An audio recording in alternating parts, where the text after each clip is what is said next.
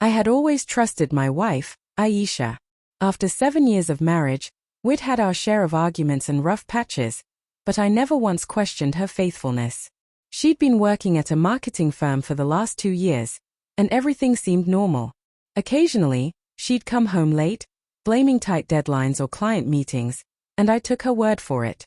But lately, something had changed.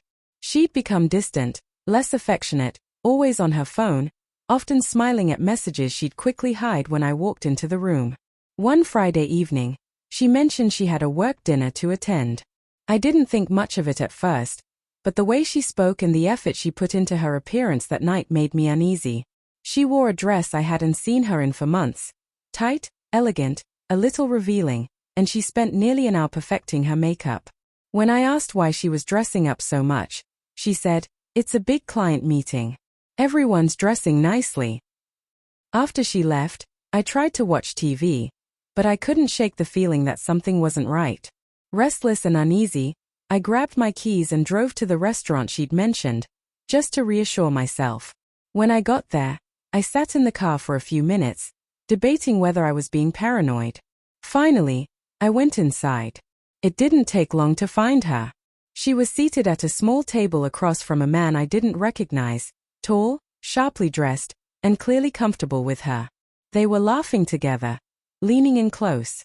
Her hand rested lightly on his arm, and the look she gave him wasn't one I'd ever seen her give a coworker. My stomach twisted.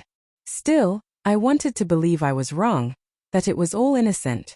But then she brushed her fingers against his cheek, giggling at something he said. In that moment, the truth hit me like a punch. I walked toward their table, calm but steady, until I stood directly behind her chair. She didn't notice me right away. Then I said quietly, "Aisha." She froze. Slowly, she turned, her face draining of color, eyes wide in shock. The man glanced at me, uncertain, and asked, "Is everything all right?" Aisha rose to her feet, her voice trembling as she said, "This is my husband." I didn't respond to him.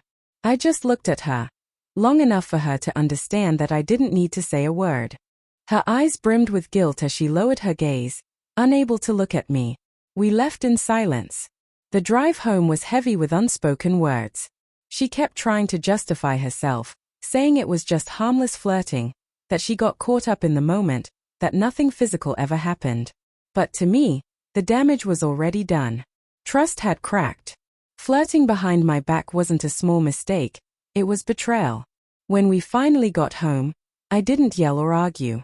I just said quietly, "I need some time to think." That night, I slept in the guest room. I couldn't bring myself to face her.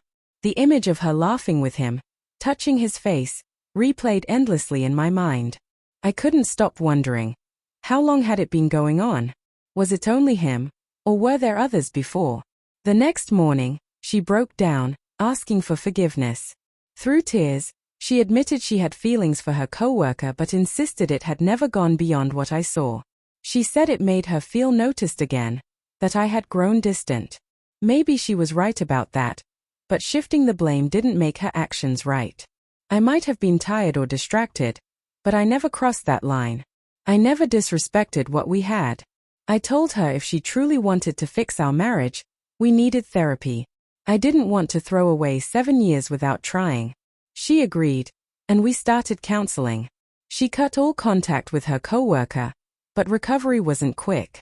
It took months before I could even begin to trust her again. Even now, whenever she smiles at her phone or comes home later than expected, the doubt creeps back in. What I witnessed that night still lingers. Maybe one day we'll fully move past it. Maybe we won't. But one thing is certain, the memory of that betrayal will always be a part of us.